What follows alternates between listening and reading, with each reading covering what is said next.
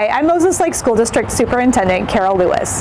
You'll notice I'm wearing orange today on Wednesday, October 22nd, and a lot of other people around our school district and our nation are doing the same thing. We're doing this in honor of a day of unity focused on being kind and standing up to bullying. Did you know one of the best ways to prevent bullying is to stand up to it right in the moment?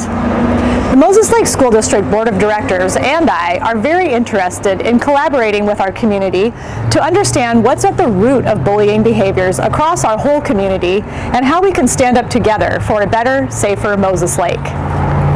If you're interested in joining this conversation, please consider joining a community town hall where people can share stories and ideas with the common goal of understanding why bullying takes place and how we can work together to prevent it. We will meet on Wednesday, October 29th at 6 o'clock at the school district office located at 1620 South Pioneer Way. And don't worry, if you're unable to attend this meeting, future opportunities to make your voice heard will be made available.